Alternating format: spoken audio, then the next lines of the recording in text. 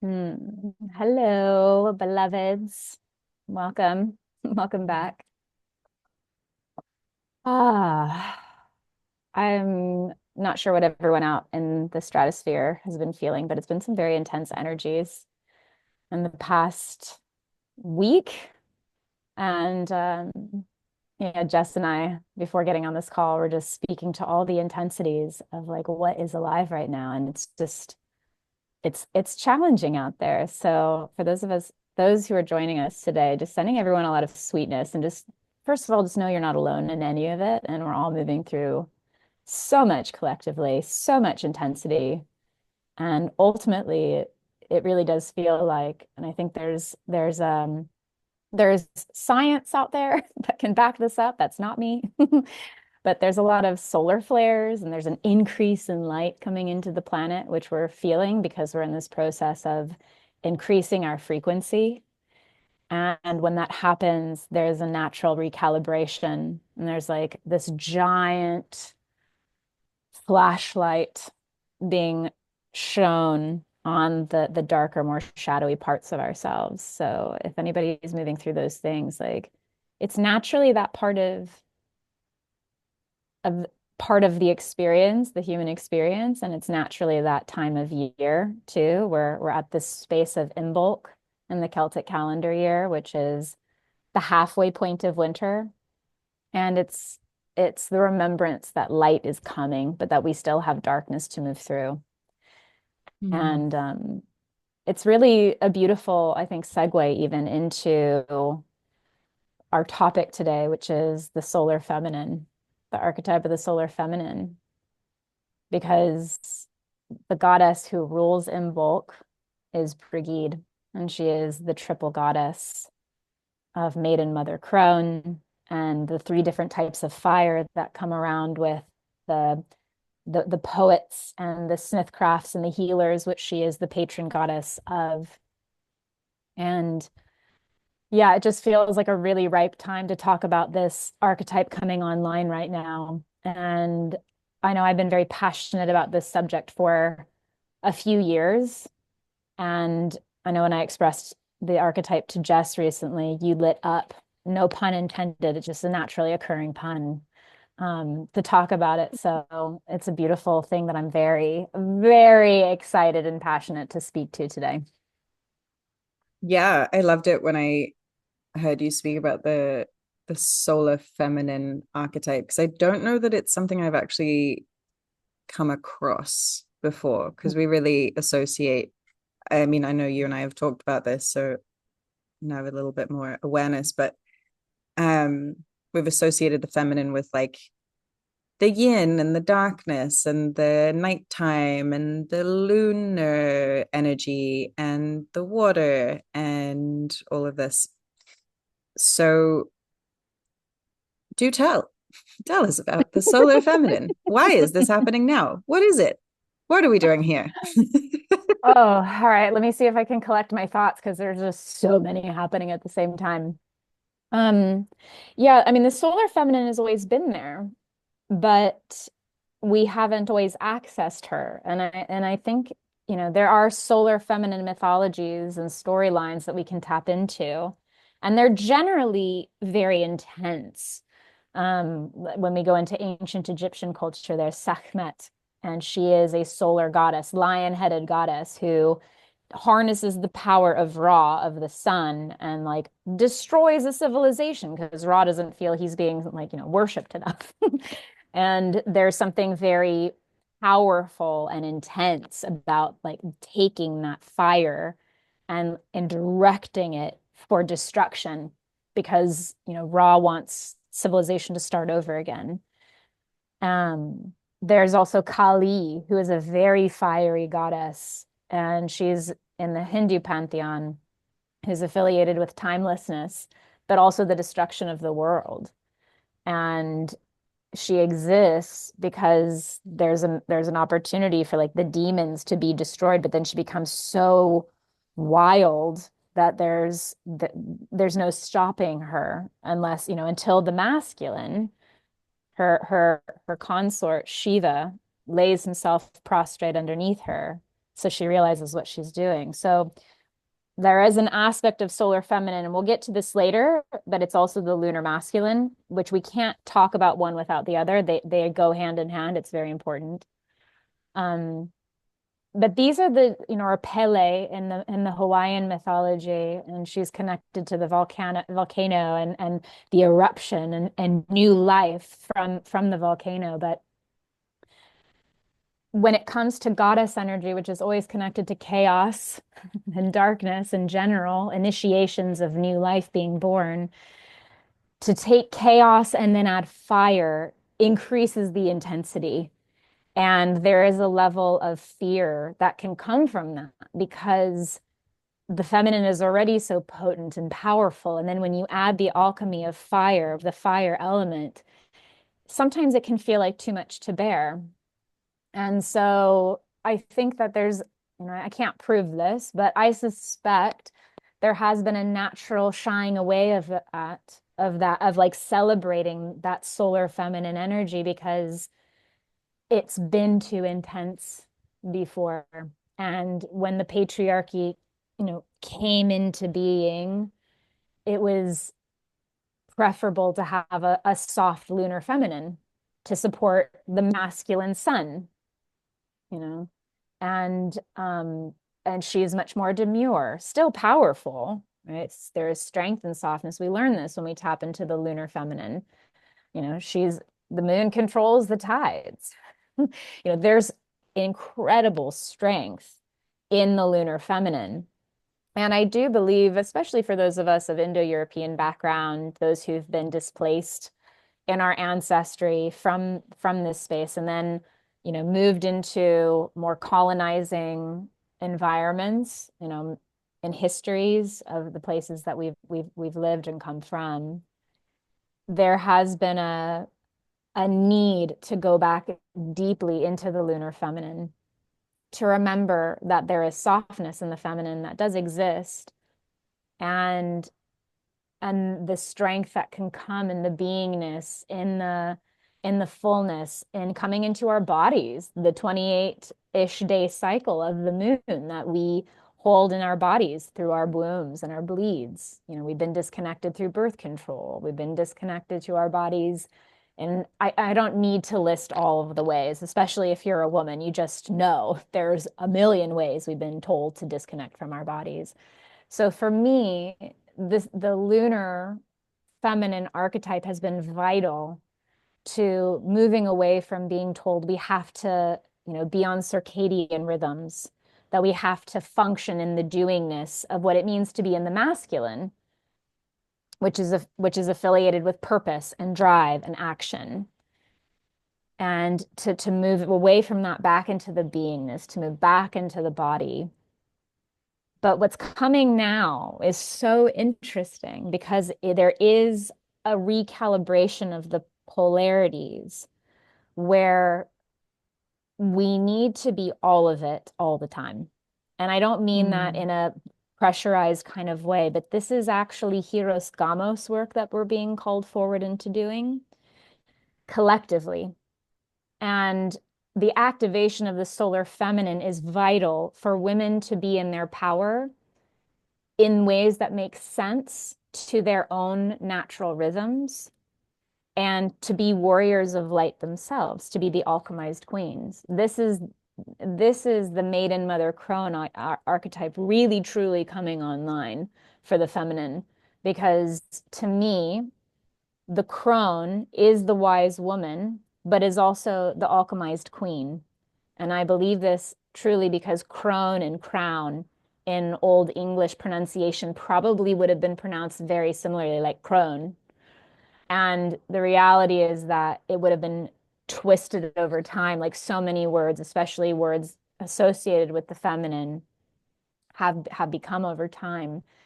And it's really this activation into light to me when I say the alchemized queen. Like maiden feels very lunar, mother feels like a further activation of alchemy, and then to come into the alchemized crone and crown the queen is a full solar feminine activation of being all three of these archetypes in one.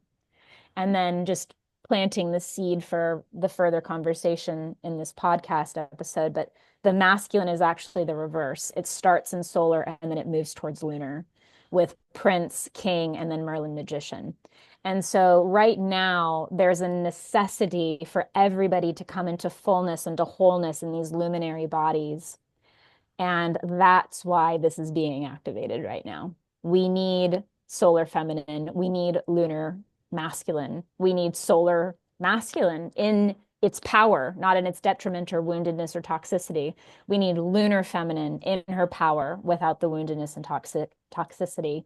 And it's because we're coming into a completely new age where, and Richard Rudd speaks to this in the Gene Keys, that there's a new form of human being created in the genome.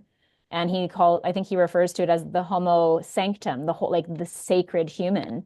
And so this is the hero, like I'm getting chills, but it's Hieros Gamos, it's sacred union work. I'll pause there because that was a lot of information. Mm, so beautiful. I'm actually gonna just poke you a little further and be like, can you share about Hieros Gamos Mm. for people and what that means? Because I think it is that Yeah. journey, right? The becoming all of it all at once and in the wholeness, and the key is the Hieros Gamos work. But this gets conflated, I think, a lot with like uh romance Oh, and yeah. soulmate and la la la, all of these fun offshoots and twin flames and yada yada. Oh, oh That's a whole other God. All right. episode. Yeah, as we can dive a little bit into that, but it's not the same, you know. Yeah. And I love that you're poking, like you're poking the fire, you're stoking it. It's great.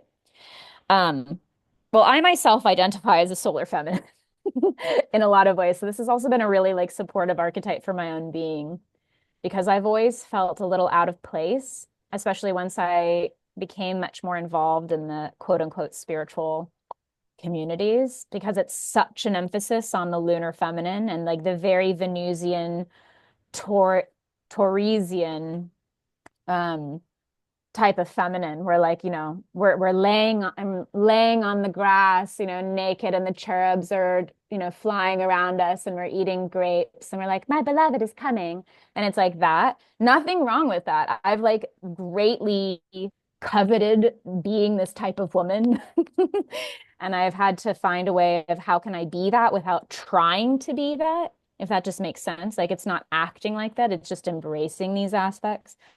But once I really tapped into and started allowing my solar feminine like to come online, that's where this real true activation of Hieros Gamos comes into being because you cannot have just one or the other, right? And there's obviously in polarity work, there's a lot of talk about the masculine and the feminine, and there's a reason for that language being used because it gives us something concrete to comprehend in the midst of a very, very abstract concept that is energy. And what's been feeling truer for me is to connect it to, again, the luminaries, the sun and the moon. And ultimately, it's about being both at once. And so, Hieros Gamos is Greek for sacred marriage. And it's usually in ancient times been connected with the marriage of a god and a goddess. And in more recent, it's starting to become a very buzzy word, which always gives me pause because it actually means there's a thread of truth happening.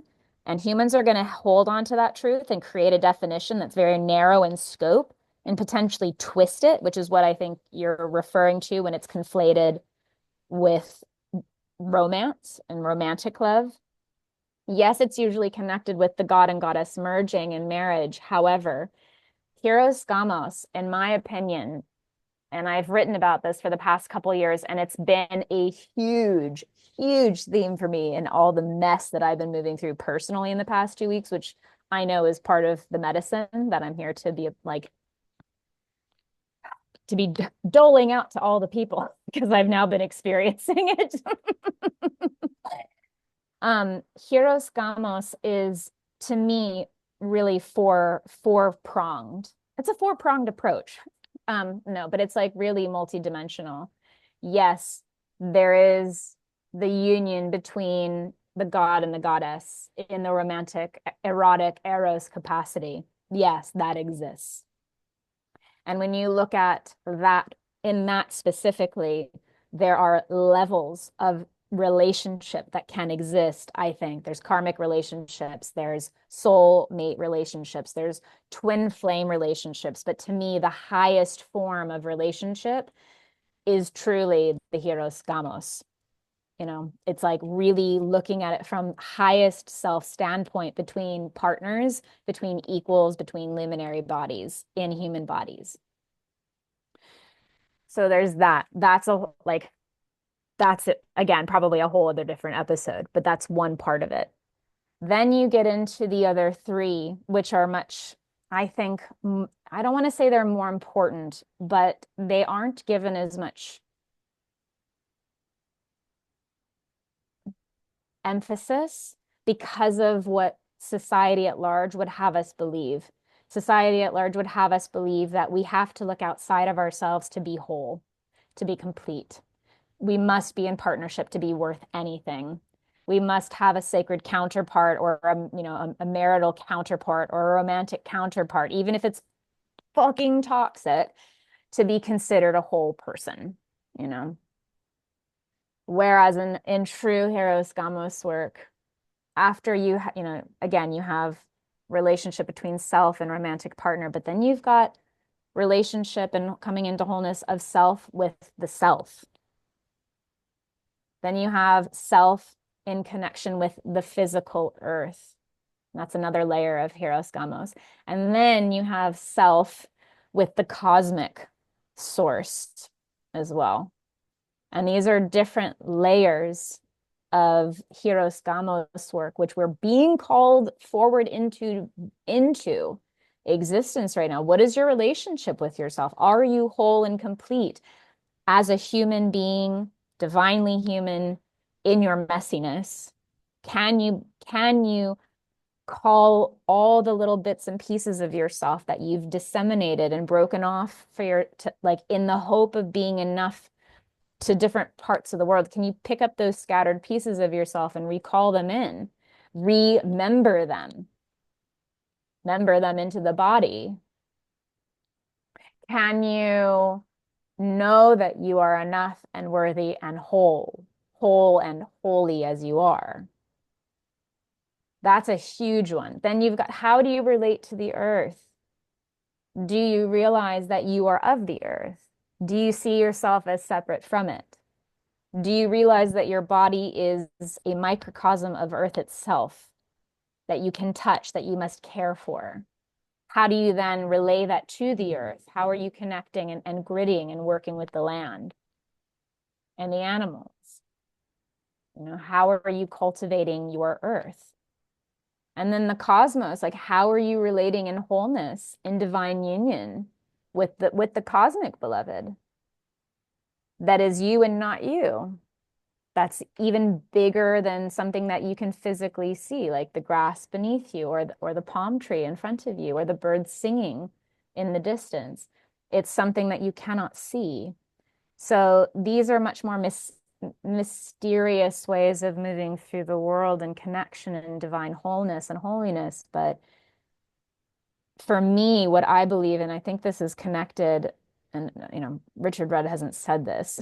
I haven't had a conversation with him yet about it, but I think that when he's speaking to the Homo Sanctum, this new human coming online, it's the human that is in true Hieros Gamos at all of, if not, most of, if not all of these forms of Hieros Gamos. It's not necessary to be in a romantic partnership. I don't think that that's actually everybody's destiny in this lifetime. I think we've been taught to believe it is. I think some people know that it's their destiny. Like I know that that's what I'm here for. I know I am here for that. But I have sisters who are like, I don't have the same belief system for myself. And I'm like, that's great. that might not be your destiny in this lifetime, you know, and that's also okay. That's a valid existence. But can you come into Hieros Gamos with yourself? To me, that's the most vital because the other ones start locking into place more easily after that. Beautiful. I love the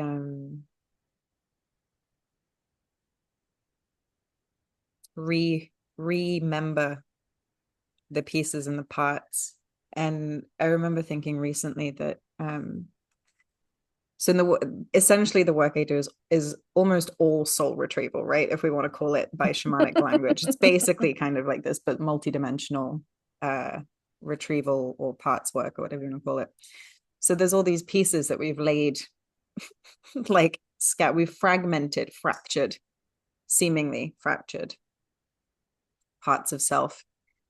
And I was thinking like truly that is the way to unity as a planet, as humanity, to come together in unity. What we have to do is we have to do our own congruence work and bring the parts and the pieces back. And it's like it was just such a beautiful realization one day where I was like, oh, God has fractured itself into all of these different aspects and experiences and humans and plants and animals and all of the things. And as above, so below. We have also done the same thing. And if we remember that, like, God is whole, complete, pristine, and beautiful already, despite being all of these different things in all of these different things and experiences and people, we too are also whole, complete, perfect already, despite being like seemingly fractured. Underneath there is a wholeness and a beauty to that. So it doesn't make us not whole in our forgetting. We've like fractured the parts. We get to go on the journey of bringing them back because I think that's very beautiful. Is it necessary? I don't know. Not to be whole, I think, but to feel it, to like embody it. I think there is a bringing back and a undenial, undenying, a reverse denying, undoing the Yeah. denial of self to find our way back into that. And it's like that beautiful, what I was really receiving there, especially as you're saying around the Hieros Gamos, like, when you have that whole complete relationship with self, the rest of these pieces fall into place more easily. Feels like that. Like we have access to remember our wholeness, holiness through all of that. And that I know the phrase "we are one" gets bandied about the place a fair amount. And I know that there are plenty of people who get fed up of hearing this phrase because it's often uttered by people who have not yet reached a place of what we would perceive and honor as a deep embodiment of that concept. But it does kind of feel like that. It's like there's the oneness or the knowingness of the interconnectedness of everything that gets to come in, and that feels really, really special. Getting glimpses of, I wouldn't say I'd be like, oh yeah, I've totally nailed this like Hieros Gamos thing. Like my relationship with God is very beautiful. My relationship with self is vastly improved and accepting and quite loving. I wouldn't say it's perfect, but it's it's on the way, on the way there. And it is true. The more connected to God, to myself, to others I feel, the more connected to nature I feel, and the cycles and all of this. And there is kind of a buzzing harmony between everything in the orchestration that begins to be seen and revealed, and the perfection in all of it that starts to, I don't know, just like sparkle and glimmer through life, that feels incredibly beautiful. Um, I Mm. do want to bring that back to the solar feminine though, because it feels like that is the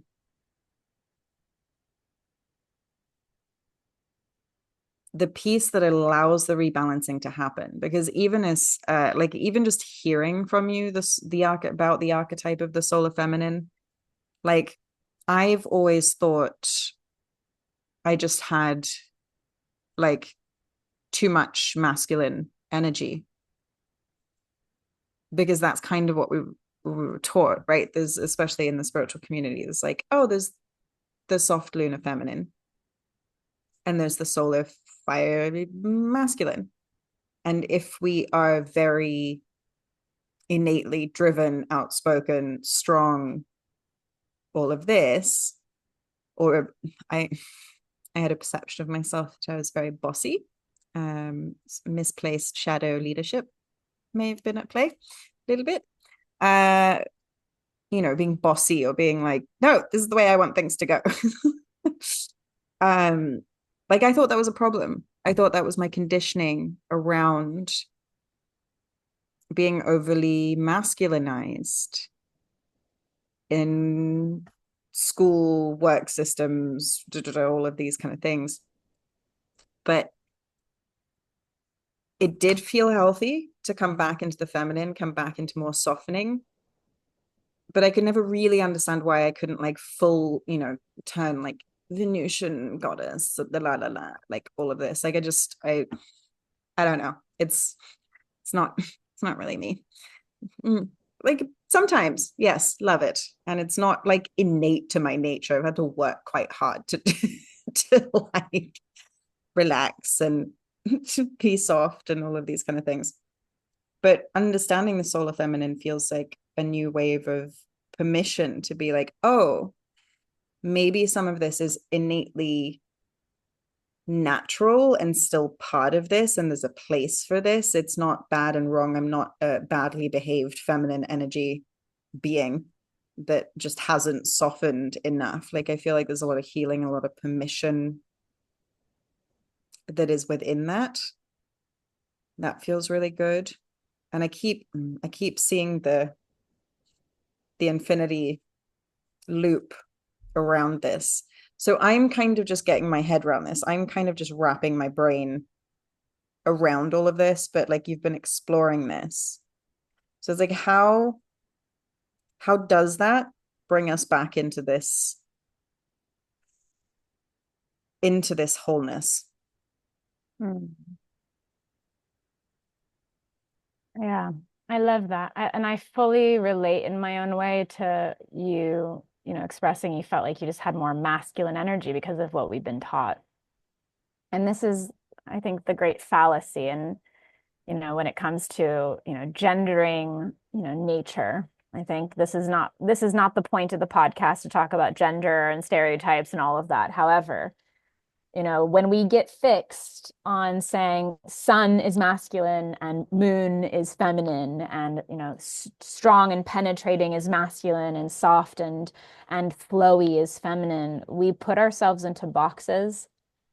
And ultimately, as multidimensional cosmic beings, which we are, it's actually really detrimental to us allowing ourselves to explore this fullness and this true oneness that does exist.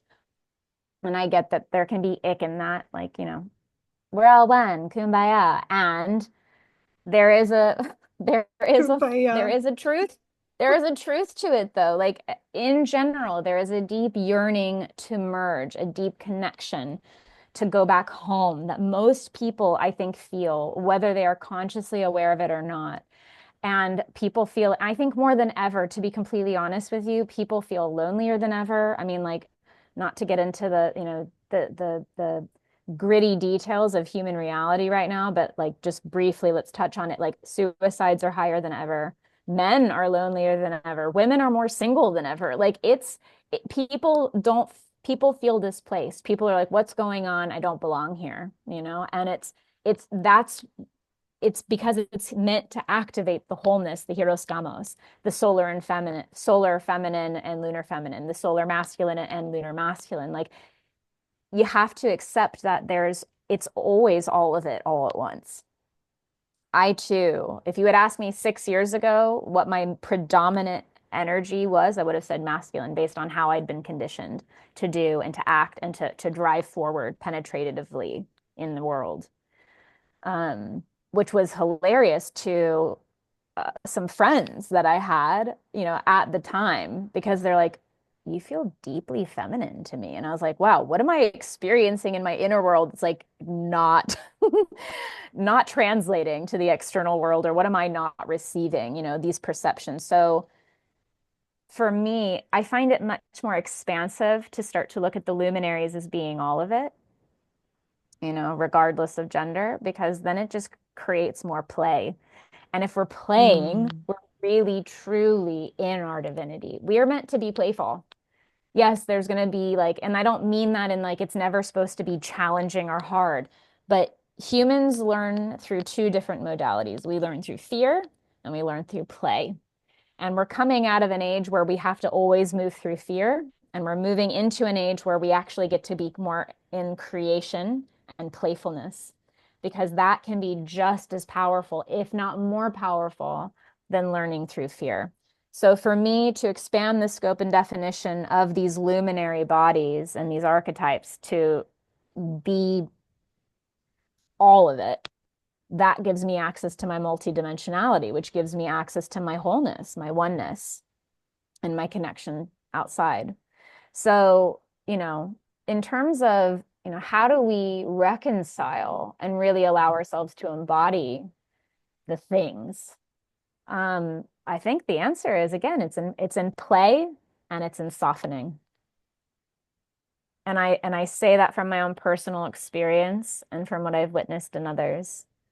It's it's the spark, it's the allowance. We want to allow men to soften into lunar kings and masculine. We want to soften enough to allow the feminine to feel strong in her strength. That her Mm. light is worthy of shining alone and on her own too. I've been receiving really strong sovereignty goddess codes over the past few years as well. And this is another word that's been twisted over time, is the word virgin. And back in the day, virgin would have meant sovereign. So a virgin goddess was not necessarily chaste and not having sex. Some of them weren't, but a lot of the sovereignty goddesses were like, I am whole and complete as myself in my sovereign nature. And if there is a man who is worthy of me bestowing my gifts upon, let him show himself.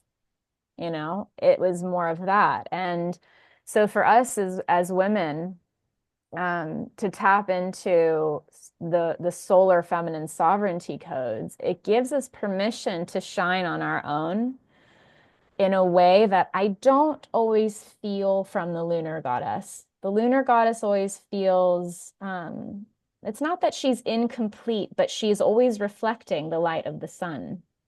So Mm. if we can be the sun itself and the moon, which reflects our own light, then we're in complete wholeness.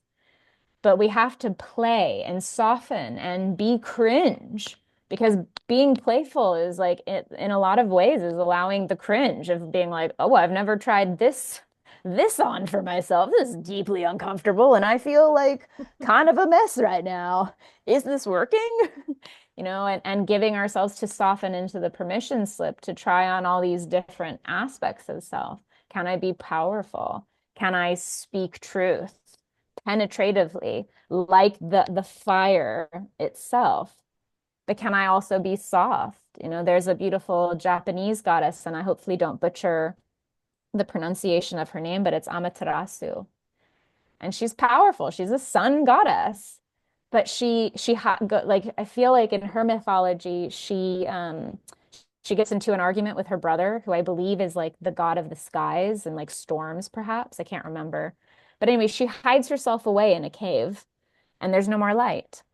until these kind of fairy-like creatures come and they like start giggling outside the cave, and she becomes very curious what's going on. And they're holding up a mirror outside the cave and they reflect her light back to her, and she goes, "Oh," she remembers who she is.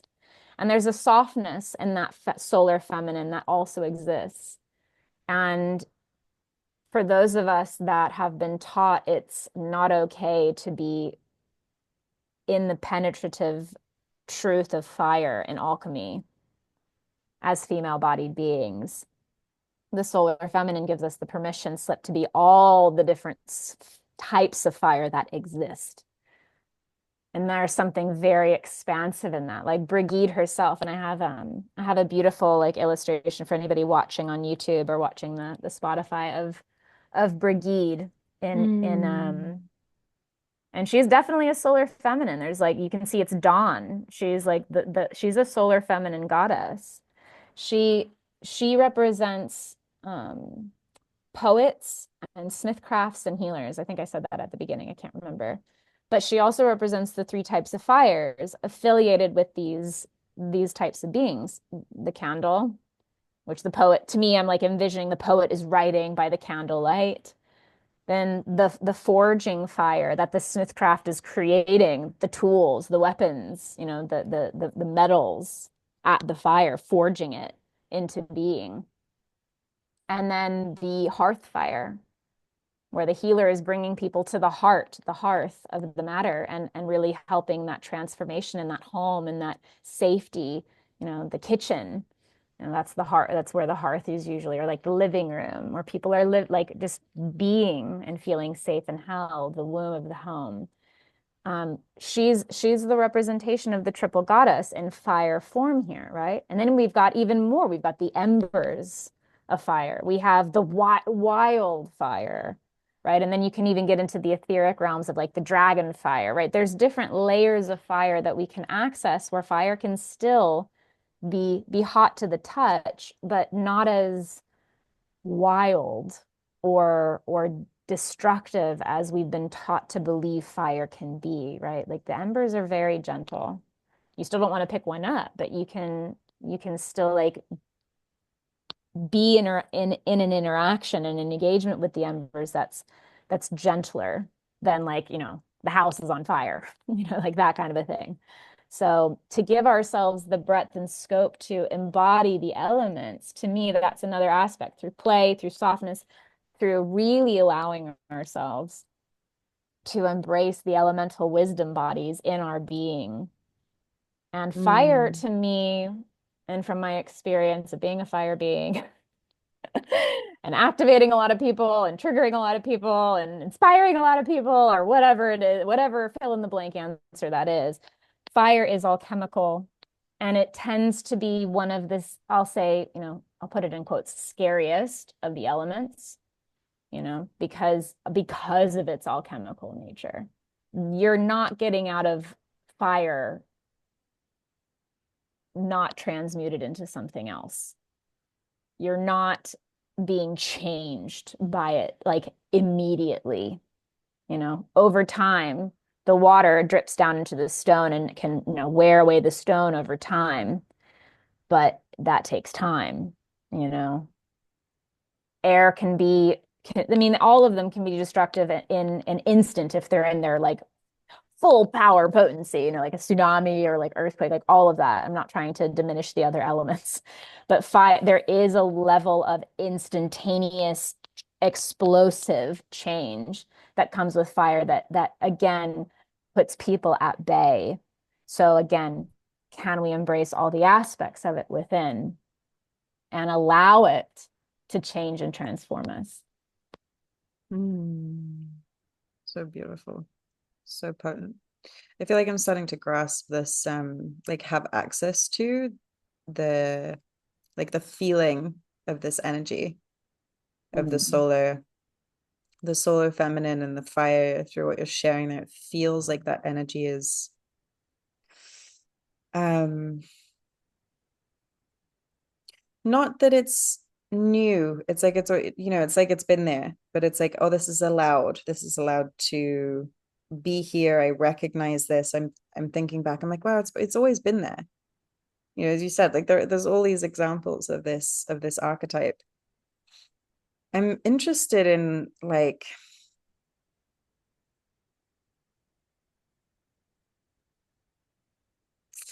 trying to figure out the right way to phrase this.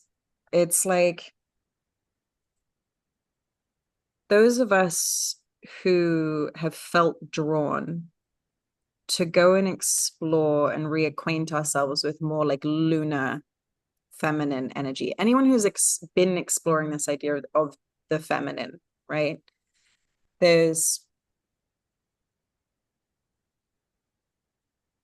there's the softening and everything else, but there's all of these examples of sun goddesses or fire goddesses or solar feminine archetypes.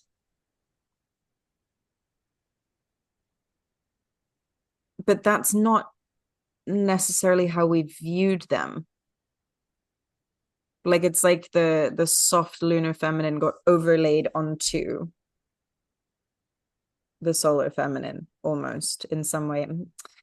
Words don't really work for energy. So I'm limited Yeah, I in was my gonna say, capacity here in trying to like describe what this is feeling like to me. take But your t take your time. I'm not following you yet, so we're not there yet. It's okay. Keep going.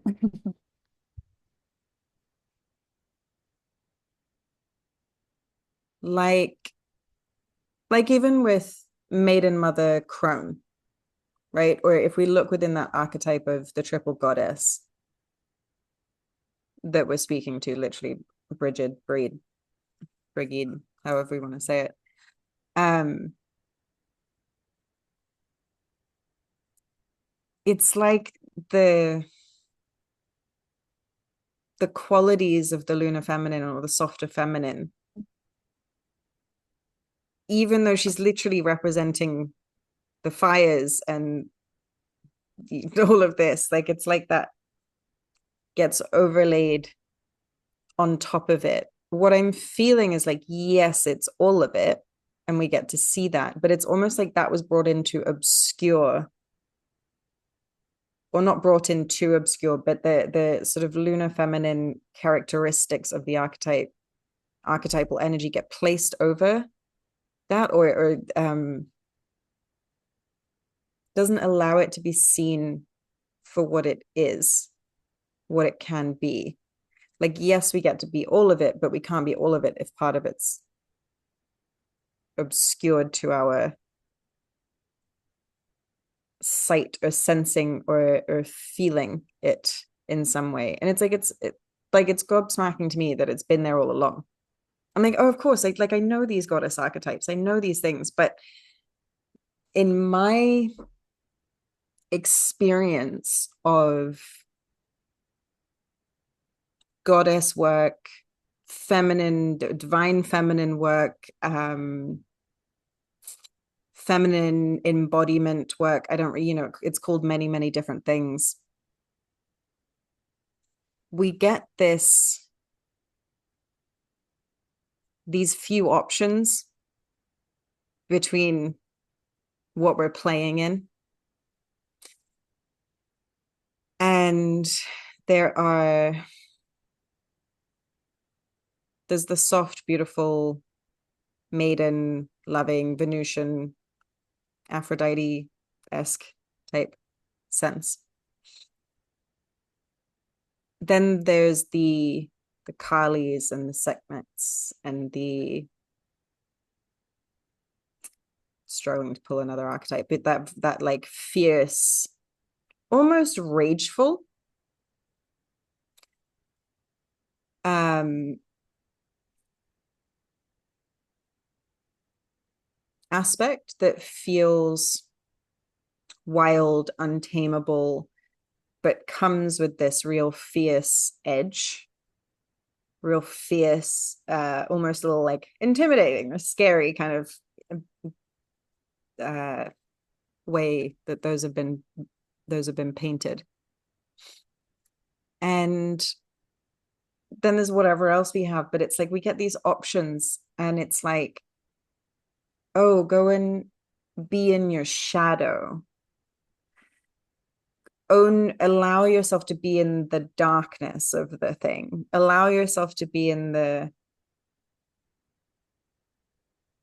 intensity of it. I'm thinking of like, like rewilding work and like all of this kind of thing. And it's like, yes, I get that the feminine is chaos. I get that it is the intuitive rather than the logical linear.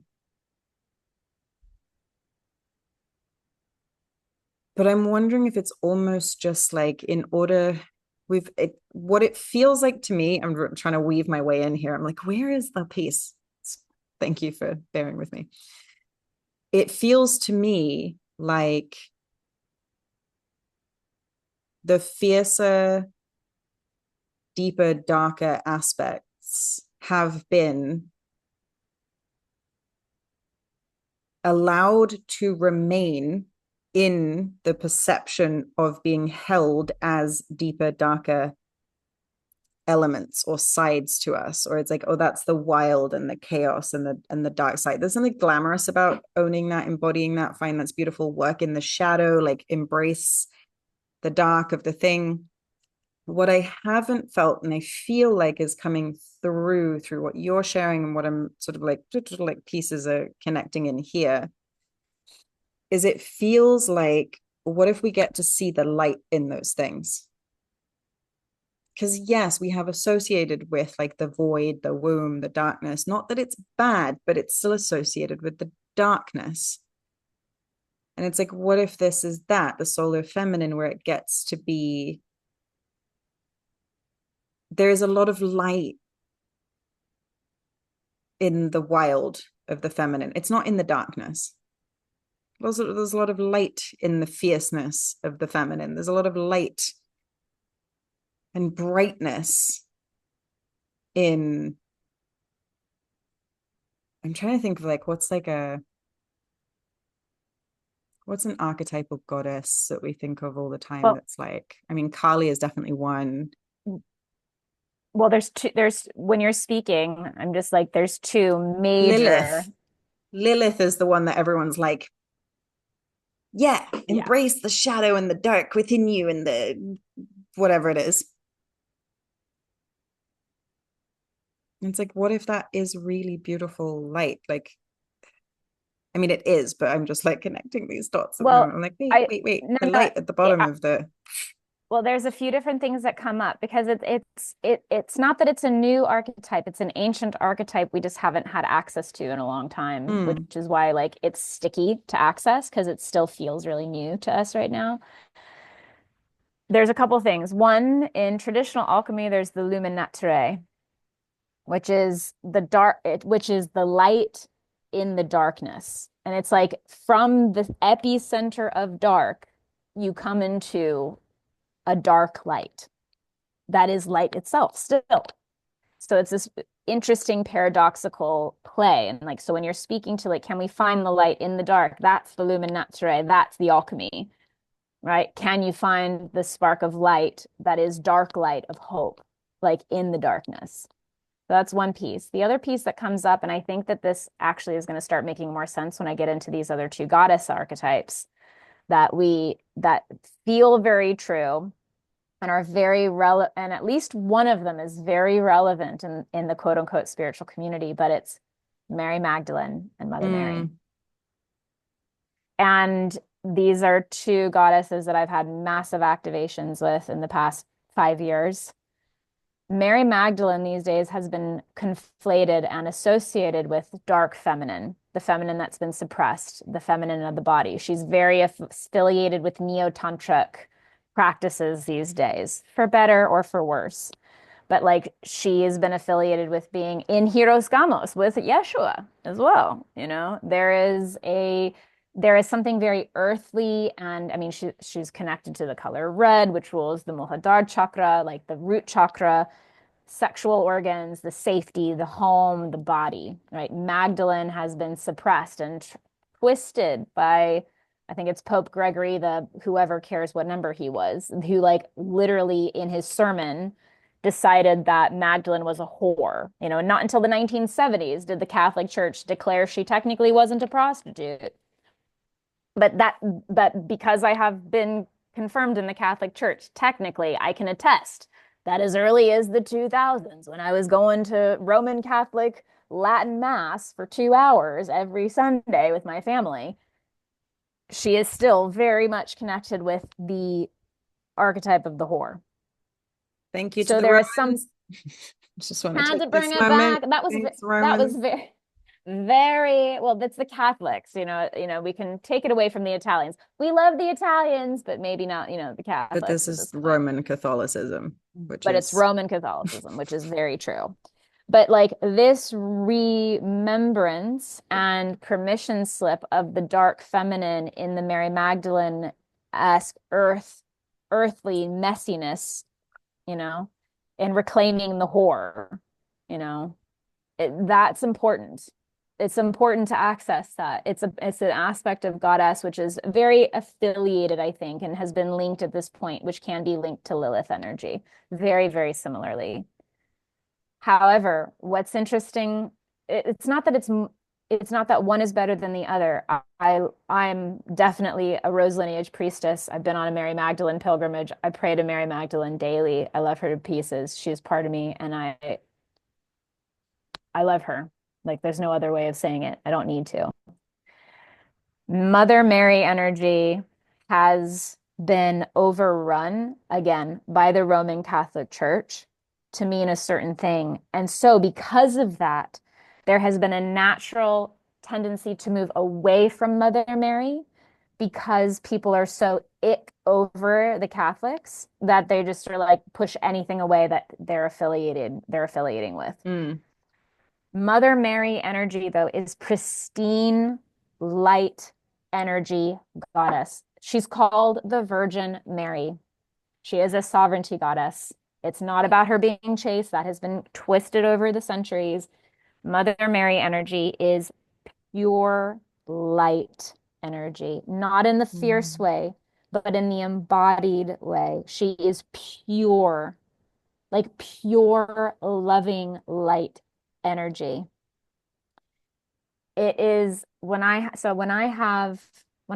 I may have explained this already in different episodes of the podcast, but when I receive different aspects of God that I am here to embody, it usually comes in the thread of mythology and of different goddess activations.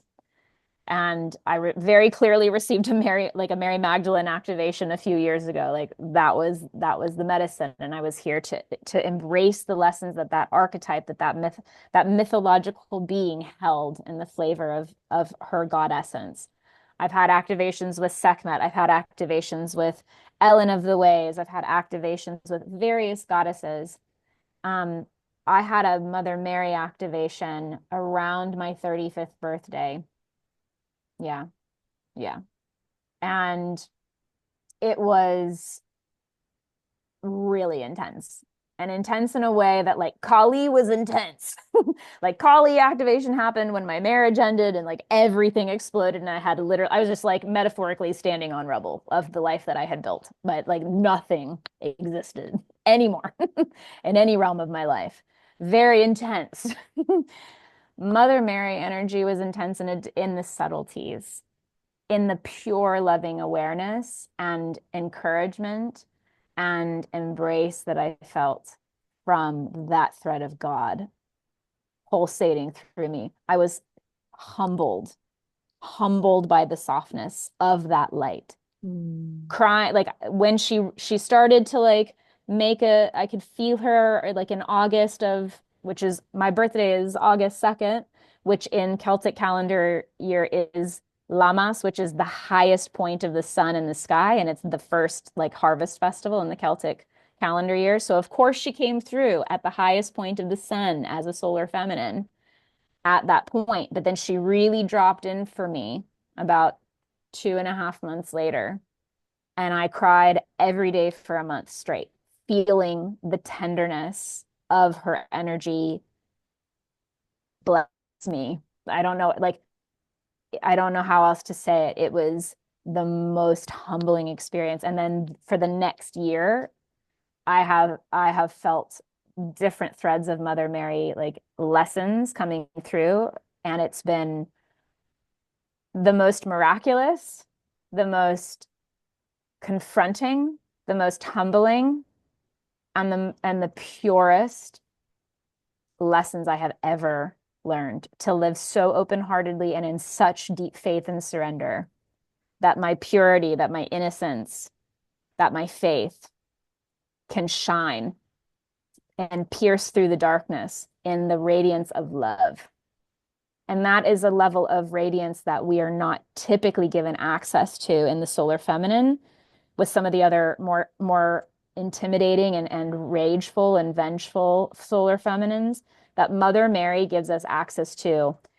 And most people actually, it's not that they're not ready for it. Everyone wants it, but it is so confronting and humbling that most people will push it away because it requires people to come Mm. to terms with their own self-worth and their own softness and their own ability to shine, like full permission from the heart to shine. Mm.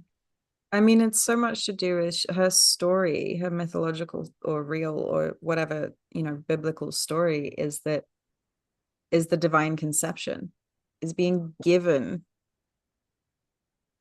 the purpose and the task by God of the divine conception. And it's like, well, that level of, as you're saying, do I hold the level of self-worth to receive a mission, a creation, a purpose, a thing to bring in? I'm using the word thing very loosely. I don't necessarily mean like a tangible thing. um a thing to bring into the world, to be prepared for, to something that's going to bring light, something that's going to bring beauty, liberation, the utmost levels of love into the world. Are we worthy of receiving that from the creator? Do we allow ourselves to feel worthy of that? This is really funny because I'm thinking back to the conversation we were having this morning. Just like, for anyone who needs to be filled in, so we were talking about all the purging and all of the release that's been happening.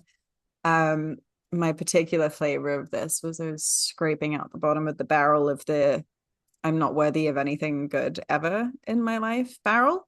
And then was also giggling over this morning. We were literally talking about divine conception, having a laugh Yeah. about it. Like, we'd be set for life. It'd be great if we could just be carriers of the next Messiah. That would be really handy. A fabulous Go life. fund me. Go fund me for We're she who joking. bears the next Messiah. Yeah, no, it's We're not happening. But 100% yeah. giggling and joking, but I find it funny that we have found our way into this funny and so obvious that we would, right? When it's in the field, it's in the field. But it's truly literally that, like, to be, you were holding space for me and finding this piece that was like, oh my gosh, the depth of this is, wow, there's a story running here that I don't deserve to have ultimate goodness in my life, in whatever forms that is taking.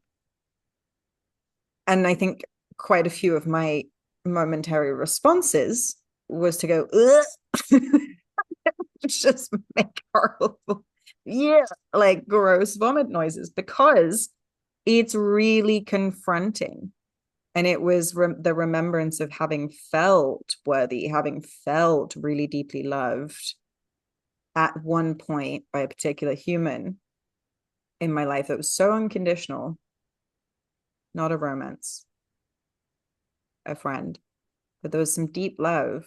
And the contrast of that, like remembering what it is to feel that worthiness, to feel that level of unconditionality and love, is extremely confronting. And it really brought that shadow of like the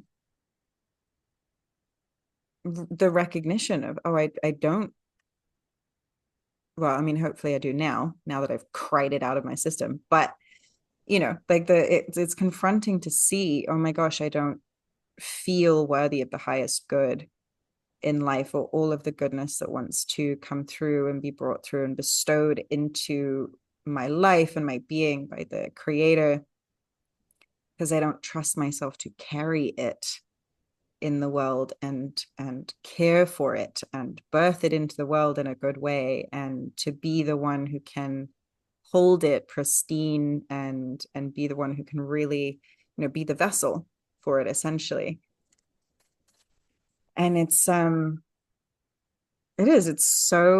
biggest confrontation, because what happens now, right, as a result of that, is the requirement, once you recognize the worthiness is there, I don't have to deserve, because the worthiness is there deeply. When you feel that, it obliterates every part of self that thinks, I have to earn this, I have to struggle for this, I have to be a certain thing for this. I don't know if I remember the biblical story with Mary super clearly, but I'm pretty sure at one point she was like, why me? And it's kind of like that. We've been so trained to be like, I need to do and to earn and to strive and to, right, circadian rhythm, push, force, go for it. And it's feeling to me like this deep, deep worthiness, this reflection of Mother Mary, the absolute purity of that light is in just allowing ourselves to be worthy, to create, to be bright lights in the world. Let it come in, trust that we can, but just get out of the way. It's another one. It's just like, Well, I just let mean, go and let God create in and through, right? this is it. This is why everything that you said, yes. And just like for the record, I too went through some self-worth stickiness this weekend. So it was in the field, this is what was happening. But like this is the crux of the Hieros Gamos, though, that you are whole and worthy of love and protection and honoring as you are.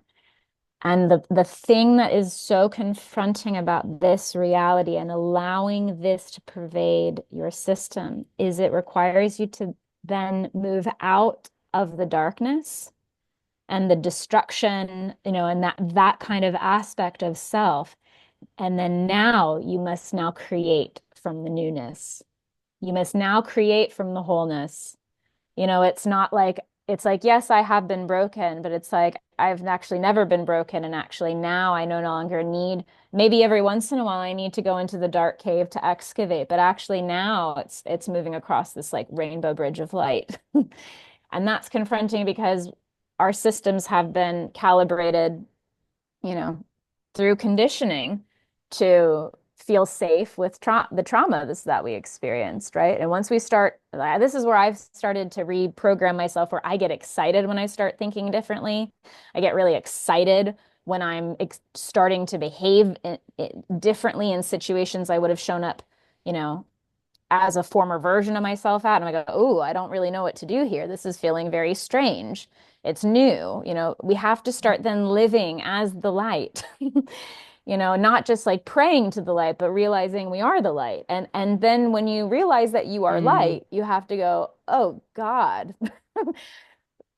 Most and I feel like I've said this before too. It's a lot easier to access the denser emotions of even anger or grief. It's actually easier to even access that, even though they're uncomfortable, than it is to experience bliss and ecstasy and Yeah. light. Like there are multiple films that I can, refer us to where it's like the light of God is so powerful and blinding, even in its softness of love, that it obliterates anything that is untrue. Yeah. It does, and it's not coming from the fiery realms of hell. It's like the penetrativeness of the purity of the God frequency of light. It's that powerful. Most of us can't fathom the capacity that, like, that's actually what we are, let alone receiving it, It's both. But even like I think this is also important. There are two more things that came up that feel very important to speak to. Mary is a triple goddess, and I didn't realize it till now, but she of course is. Mm. She is the maiden, right? The Immaculate Conception. She is the mother, which feels very obvious in the mythology story. But she is also known as Queen Mary. She is also the alchemized crown, right? Like alchemized crown, the queen. She is a triple goddess embodied. And then Mare stems from the Hebrew word of myrrh, which is light. Mm. So Mary is really just a title. And actually, it can breathe. This is why it's also important to acknowledge the lunar masculine. And when I say Merlin magician, it's the Mer line that's being carried forward through the masculine as well, for them to be able to be stewards of the feminine Christos energy, which is that Mer line. It's vital for the masculine to access that as well. And this is what we're moving into. We're moving into true feminine Christos energy coming online right now and being Mm. activated in every single one of us. People want to talk about the second coming of Christ. It's not going to be in a single being. It's going to be happening across the collective in various people. So if you're feeling like you're being transformed into a new human, you are, because you are being anointed in the Christos energy and being activated in the Merlines. Mm. Yeah. It's a consciousness that's really bursting forth. And this is, again, to refer back to like Richard Rudd's video, that he's speaking to the 55th gene key, the transformation that's occurring, right? The 55th gene key mutation, which is the dragonfly, is the symbol. And he's speaking in that video about the nymph that is under the water for a couple of years, and I was going to use the word vegetating. That's probably not what it's doing. Growing and evolving, whatever it's up to. Anyway, then at a certain point, sunlight comes in, activates it, and the water in its little pod. Can you tell I don't know how dragonflies actually work? You're doing great. I wasn't going there, but yeah, sure, that's fine. For anyone that wants to So this actually tell us, we're available for that, but the also Jess is doing water a great in job. his it's I'm sciencing. Hang on.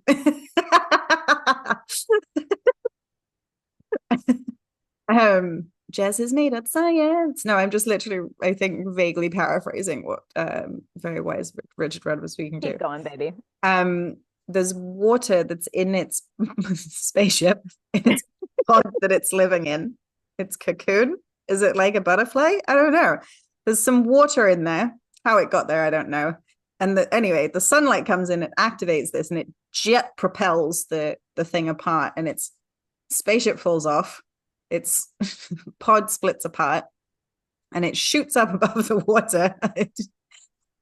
I'm going to recommend at this point everyone go listen to Richard Rudd on this other podcast, because this is the Jess flavored version of this. So it shoots up above the water, its little tail comes out, its beautiful wings start coming out, and then it's flying around above the water, and it gets to go and explore its new environment that it's never ever been in. But it's activated by sun, it's activated by light, it activates something within it, it moves it, it brings a surge of power through, splits it apart, and brings it into the new environment, new world, completely new world. That is the new human, Homo sapien to Homo sanctum. I can't remember which one it is now, I but the think you said sacred sanctum, human. yeah. Yeah. So that's the dragonfly, the mutation that we're experiencing in between, it's now in 2025, 2027. Yeah. So when we're seeing this. So it's that. It's like it's the sun, it's the light, is the activation, the solar flares that are And the activating water this pressure too, and the water. Yeah. which is connected with the moon. So I love, by the way, I think that you should always talk about how dragonflies I are should I born. should science more often. I should think you should science more often. Science. I actually have an excerpt from Sophie Strand's The Flowering Wand, which is all about the lunar masculine archetype in mythology. Absolutely brilliant book for the masculine archetype, which I feel like is just so vital for the masculine to really like tap into it because it allows them to tap into the mythologies of Yeshua, of Osiris, and of Dionysus, who are all very who are lunar kings in accordance with upholding the feminine Christos. Absolutely gorgeous. Anyway, she talks about the dragonfly's metamorphosis. So I'm going to read it here as well because I think it's all part of it and it's so beautiful. Let us think of the dragonfly's metamorphosis. This is not like the simple caterpillar to cocoon to butterfly. No. The dragonfly's transformation is agonizingly slow. A pro-larva bursts from its egg, searches for water, then hatches and molts. But this is just the beginning of the journey. The larva will hatch and molt another 5 to 14 times, sometimes spending up to 5 years in the process of becoming. Finally, after having shed not one version of itself, but many, the larva crawls into shallower water, poking its head up and slowly tasting air. It breathes for the first time under cover of darkness. When it has literally caught its breath, it drags its wet body onto land, climbing up a flower stalk or hardy blade of grass where it can rest. When it has secured itself, it totally redistributes the liquid of its body, beginning to push out of itself. Once out of the exuvia of shed skin, the slimy, shiny dragonfly waits for its legs to harden and its wings to dry. The emergence process takes up to 3 hours, usually timed for the early morning. And again, that's from the book The Flowering Wand, Rewilding the Sacred Masculine by Sophie Strand. I cannot recommend that book enough. Mm. But you know, I'm not saying that to discount what you said, Jess. I'm just saying it to add to it But it was because so accurate what I was saying. What are you talking about? I preferred yours to like what is it? I She said feel the like mine was molting, way more and I was like exciting. the spaceship. I'm like, that's definitely the spaceship. It's definitely that. But I think that but it's this piece, and I think let's like, how do we bring this back to where were we? Oh yeah, the solar feminine and the new human that's forming and the Christos coming online in all of us. It's it's a slow process. That's why so very many of us have been in this for years. These Mm. years of unbecoming to becoming to rebecoming to rebecoming. I mean, I don't know how many death processes I've had already today. I can't count them because I've just like I always joke like with friends, they're like, I'm going through something, and they're like, what am I going through? I'm like, it sounds like you're going through a death process. They're like, again? I'm like, always. Always a death process. It's just like constant death process. But, the reality is we are in this place. And look, we just stepped into this 9 year of mastery. And it's the year of the snake. It's the shedding of the skin. It's the Ouroboros in ancient Greece, the snake eating its tail of shedding and like the wheel of time. We're in a place of deep transformation. We must allow ourselves to be penetrated by the light of God, of the myrrh line. in order for transformation, for transmutation to occur. Like the ancient Mm. Egyptians worshiped the sun because they knew the sun brought life. Yes, the sun, too much sun could also bring death, but like things grow, plants grow. This is now Hannah science saying things grow because of sun. And there's all these memes online that it's like, you are a human plant, get some sun, you need sun. Like all of these studies point to human beings requiring sun. Why do you think we're fucking depressed in wintertime when there's no sun? It's important, and then you can get into the whole thing around sunscreen and blah, blah, blah. And that's a whole other different topic, which is not to be had today. But it's like the sun is life giving. We must have it, otherwise, we do not exist. And so to realize that, to hold that, and especially if bringing it back to the solar feminine, to recognize that we are life-bearing beings, literally, that is our capacity. Biologically, that is our capacity. It is not our full purpose, but it is our capacity biologically. We must make peace with the mother, whether we bear human children on this planet or not. We must allow ourselves to know we are life-giving.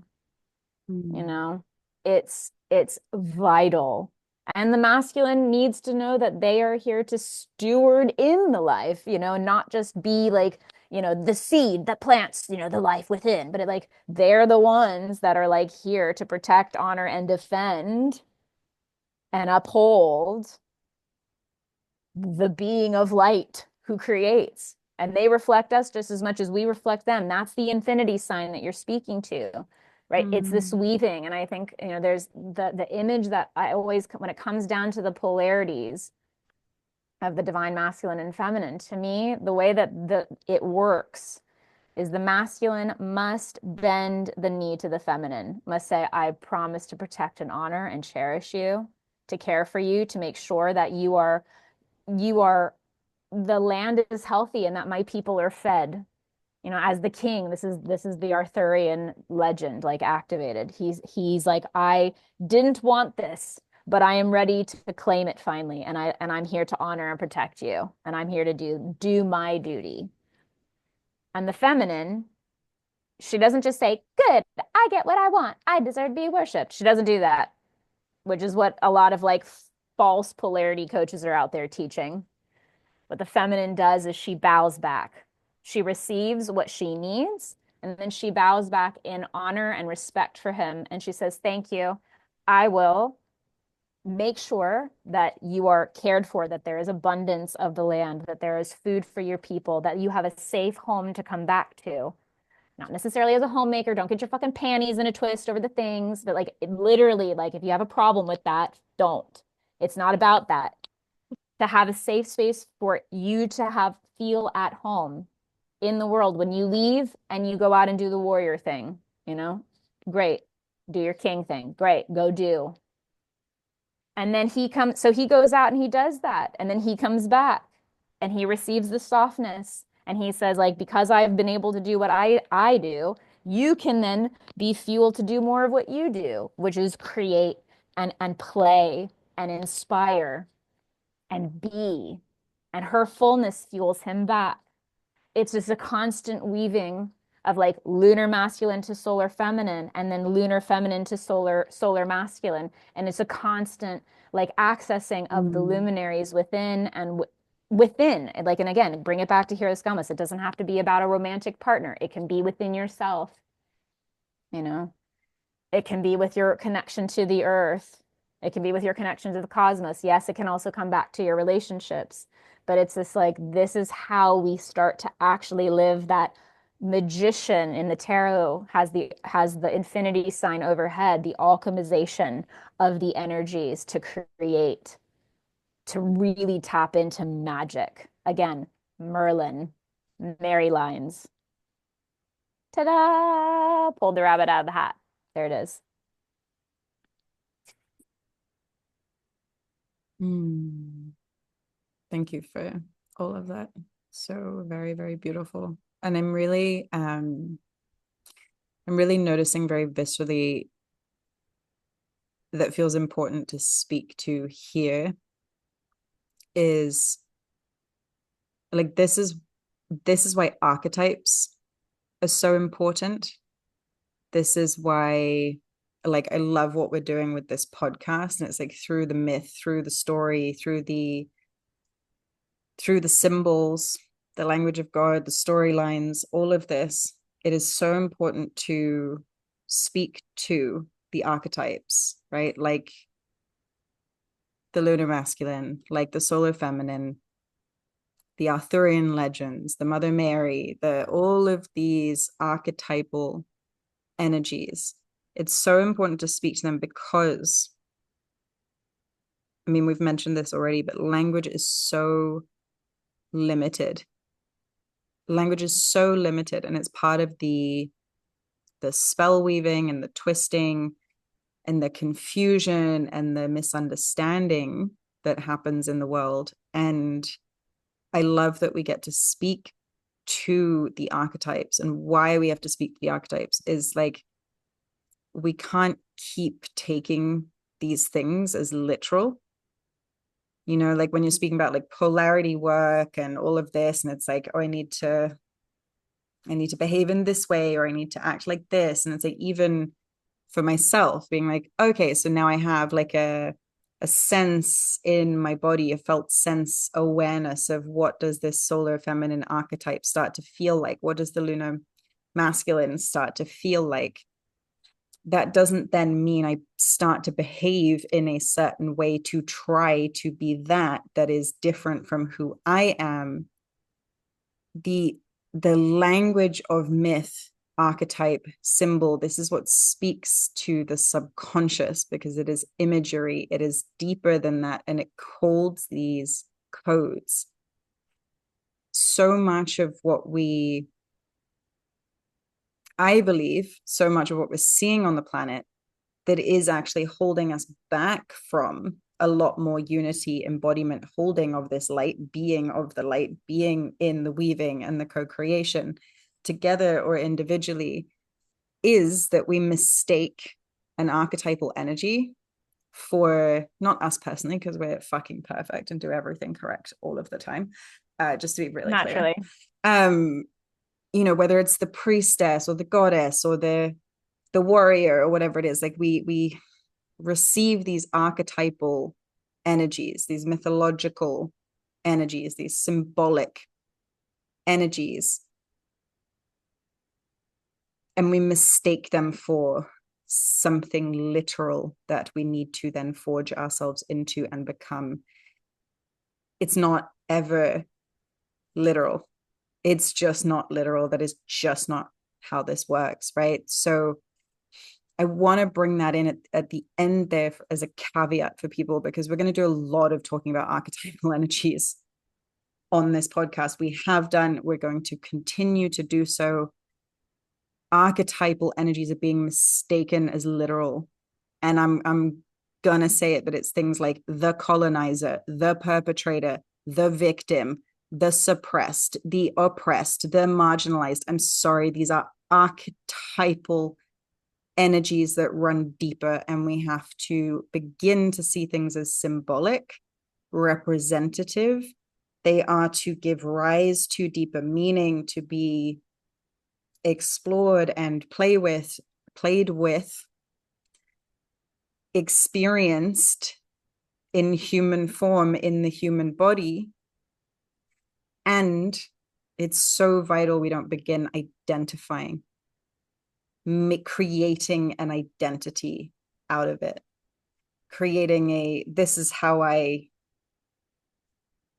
present myself in the world, and I'm going to choose that to be unshakably, unfathomably true. It's an energy, and I think this is such a cause of a lot of division and confusion and misunderstanding on the planet at the moment. And I truly believe if we can really get back into understanding,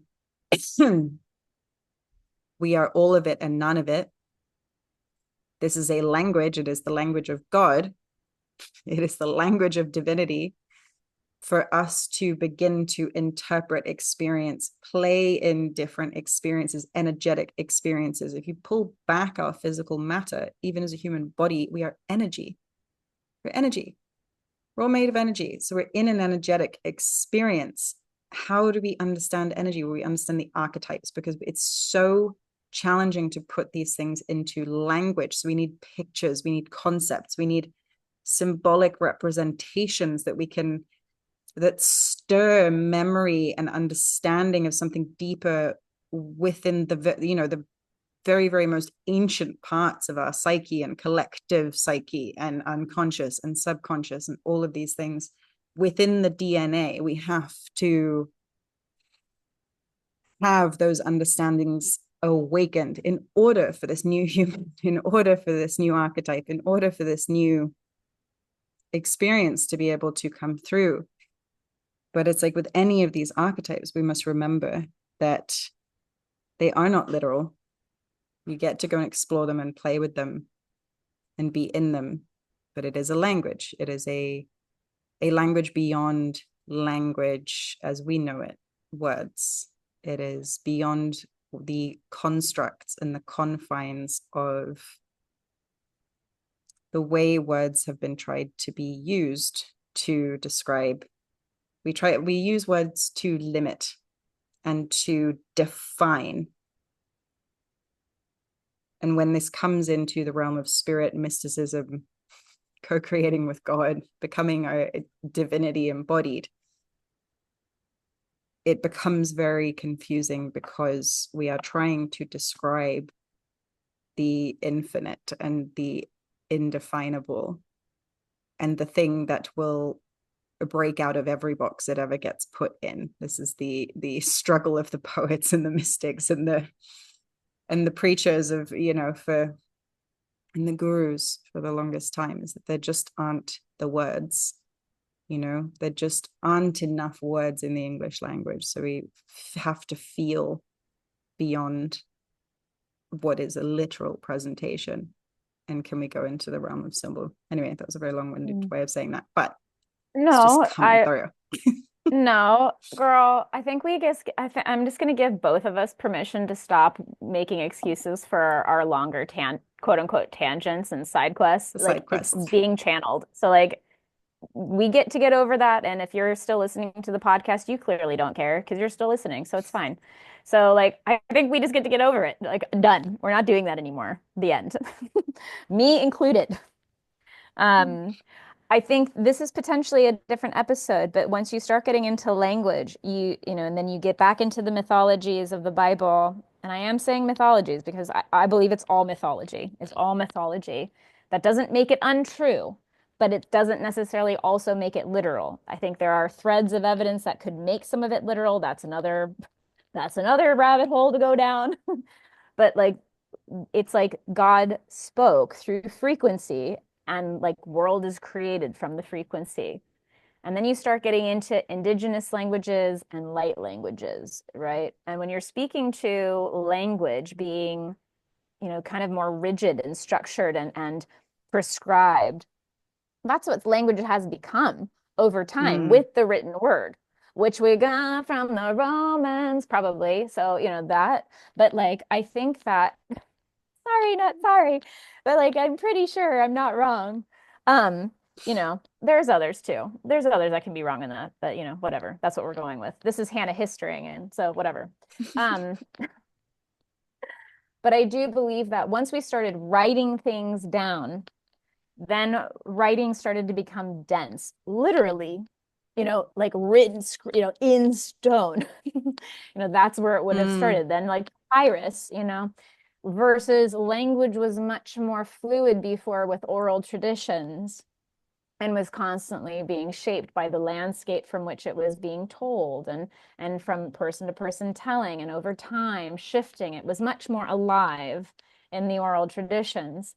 And, over time, language has become quite dense. And now, people speak, if you're into if you've looked into light language, especially if you're beginning and you're in the beginner light language, you might come across the galactic light language where people are going blah, blah, blah, blah, blah, blah, and like doing all these things with their hands and whatever. Nothing wrong with that. That is a form of light language that does exist that's connected to the Starseed lineages and races, and there's galactic light language. But I do believe there's also earthly light language that does still exist. Sanskrit is from India. That's a form of light language. Aramaic, a form of light language. I actually also like the indigenous languages of the peoples in the Amazon and other parts of the world and in Africa and in Australia, light language. Native peoples in North America, Polynesian, light language. Hawaiian, Abs Maori. Yeah. Yes, it's light language. Even and honestly, like Gaelic. I think Gaelic and Mm-hmm. Welsh are also light languages. Yep. So, we've forgotten that. We've forgotten the Also, light. also Elvish. Oh, obviously. Just got to Well, it include is the Lord of the Rings fan in that. I love Elvish, you. totally a language of light also. Just But I think that it is important to remember that there is and I had a light language activation a few years back, and I started just like channeling light language, which was super bizarre and like did not make sense to my rational brain. And I was like, I'm a crazy person. I've freaking lost this. I'm not going to let anyone know that I do this because they've all thought I've gone crazy. They're just like definitely going to know I'm like gone. But these days I don't care about that because it doesn't matter. It's a frequency, and there's something that is beyond words that is just in the sound of language coming out of the mouth, right? This is um but it's connected to light. It's so vital to recognize that there is something universal in this embracing of light, of stepping into our light beings. That I love language. Shakespeare. I was thinking this morning about how I used to speak Shakespeare, and like read so much Shakespeare, and that's a form of language that I speak. I started practicing my French again recently. Like, like there's different languages that we have that we can practice in the physical vessel, but like sometimes it's too rigid. It's too rigid, and it's just sound that needs to be made to evoke the frequency. To me, true light language, you cannot actually say, this is what I'm saying to you, Jess, in light language. Like to me, there's a little bit of bullshit in that when people are like, I'm speaking light language, and this is what the light language is saying. I'm like, maybe. I think it's much more the frequency of it, and it's connected to an energetic thread that might be connected to archetypes, that might be connected to lessons, to feelings, to sensations in the body, but it's not a direct translation. I don't think it's possible to really, truly, directly connect it. It's a frequency. yeah, it's true. I think this has got to be like a whole other Yeah, this is another episode. episode. This is another episode at this point because we can go very deep into this one. Yeah. The language of frequency, and it's definitely a nerd zone area for me as well. So Yeah. No, but I feel that beautiful. it is just bringing it back to the solar. It's just like, can you embrace that you are the luminaries? You know, take the Yeah. gender out of it, doesn't matter. It's like, can you be light and dark and reflect the light of yourself and honor that and cherish it and be soft in your light and powerful in your soft? And this is how we do it. And we do it through play. We do it through allowing our hearts to expand by Mm, allowing the increase of light into our bodies to be yeah. changed. And just what you were speaking to around the language of light there, it's like the minute we try and box something in, like what I was speaking to with like, if you make this an identity, I have to be this thing, you've created a rigidness to it that stops the flow of energy. And we are not here to be anything more than vessels, tuning forks to transmit an energy of light onto the planet, however we do that for one another. And people can, ha ha ha, whatever we're doing. Like, I'm transmitting the codes, but like, that's what we're doing. We're transmitting the codes. Get over it. That's what We we're doing. choose to also have intelligent, fully formed conversations and words in the process, but that's what art is doing. It's what music does. It's what poetry does. It's what dance communicates. It's transmitting a frequency, and you know when you've seen it. You were sharing with me about the concert you were at recently, and this beautiful woman who stood up and was just like bringing spirit through. You can feel when someone is doing a performed, rehearsed, rigid thing versus it being purely channeled in this incredible transmission of the frequency, of the luminary, of the light coming through, of the power coming through, whatever the transmission is that needs to be received there. And it's so powerful, right? And again, we're going to go into sound and all of the things because all that stomach stuff's starting to come in again now. But Starting to that's come our in, next yeah. episode, Well, obviously.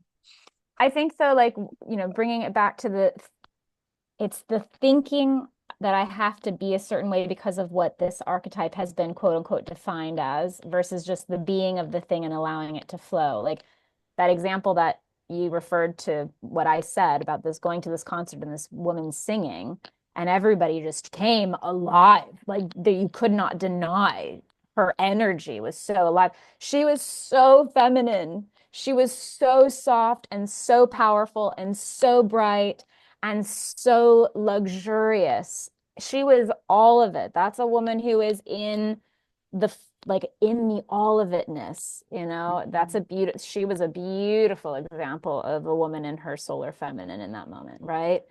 It's the activation of light in others, by being the light yourself. And you cannot be the light without accepting the darkness too, because we live in a world of binaries and polarities. We only know what light is because we know darkness. We only know what darkness is because we know what light is. You have to accept both. You cannot have only one, and we've had such an emphasis on the ascension of the solar masculine for centuries. That's why we've needed to go into the depths of the dark feminine. We've needed to excavate her and be connected to the lunar feminine. It's important, but it's like now it gets to be more than just that. Otherwise, you're boxing the feminine in. You're boxing the masculine in. Get out of the box. And people, again, it's not to make any kind of political statement or to get into it, but people don't want to be boxed in anymore. People are ready to feel their fullness, and they're doing that in the best ways that they know how, whether they're in their wounds or not, or like empowered or not, it doesn't matter. Everyone's ready to expand into their fullness, and it is time. And that's what the solar feminine really activates for us, truly. Beautiful. Mwah. Chef's kiss. Thank All you. right, I think enough has been said though now. I think that was we're good. Perfection. We're good. Love Okay, that. bye. Nice. Okay, bye. Yeah. Yeah. Well, and I'm just gonna do this. I don't normally do this, but I'm very excited about this, and I'm gonna celebrate myself and shine on myself for a moment. But I have actually like created a program about embodying the luminaries within that I'm about to like put out into the world, and like because I'm so passionate about it. So I'm saying that because it's in the field, and I'm so grateful for you like asking to do an episode on this, just because it's something I'm just so passionate about. And thank you for like allowing me to speak to the thing that is one of the most important lessons I've been learning for myself, and something that I want for all beings. So thank you. So beautiful. And will they be able to find links or descriptions to this in our Sure. You gonna put it in the links? Sure. When this episode goes out? Cool. Sure. Check the descriptions of this episode for the links to the information. Yeah. Hannah's luminaries. Thank you. Beautiful. All right. Love you all. Love you all. Thank you so much. Ciao.